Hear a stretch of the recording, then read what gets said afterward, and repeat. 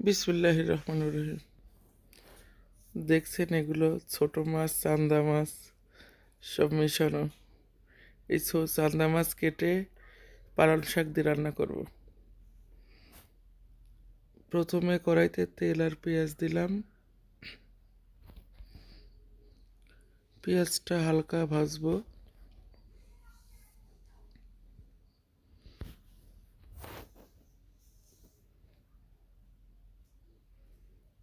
একটু নরম হওয়া পর্যন্ত অপেক্ষা করব।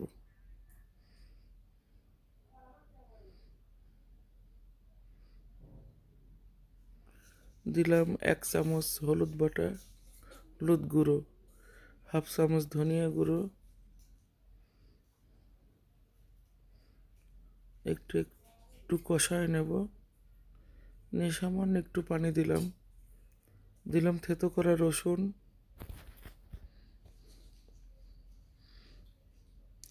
কাঁচামরিচ ফালি। ঝালটা নিজেদের মতো দেবেন।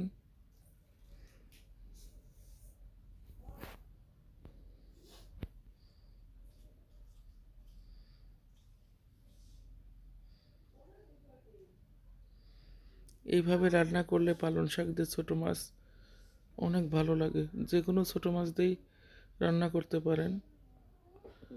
আমি এখানে হাফ চামচ জিরা বাটা দিলাম।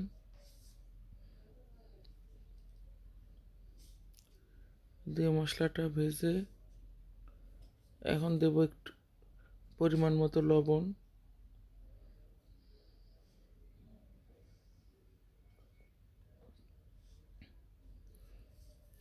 অনেকে শাকটা মেখে রান্না করে, কিন্তু মাখানোর চেয়ে এভাবে রান্না করলেই আমার মনে হয় বেশি মজা হয়।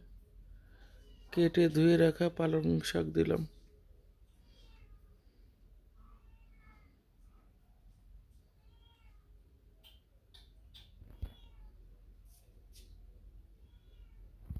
এসব শাকে প্রচুর পানি থাকে।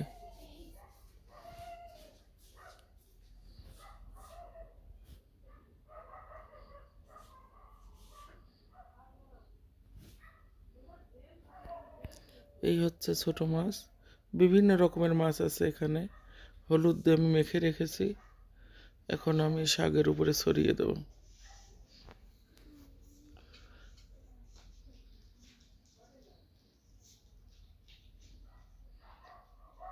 দেব কিছু কুচো করে পেঁয়াজ।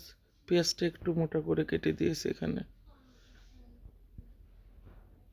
যাতে সিদ্ধ হয়ে গলে না যায়। এখন একটু উল্টাপাল্টা করে দিয়ে এই শাক রান্নাতে একটু তেলের পরিমাণটা বেশি লাগে।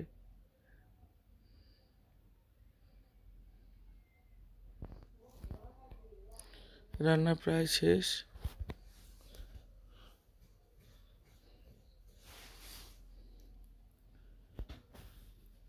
হালকা হালকা ঝোল থাকবে।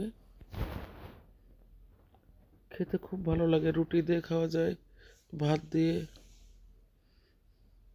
খুবই মজা হয়। এভাবে রান্না করে খাবেন।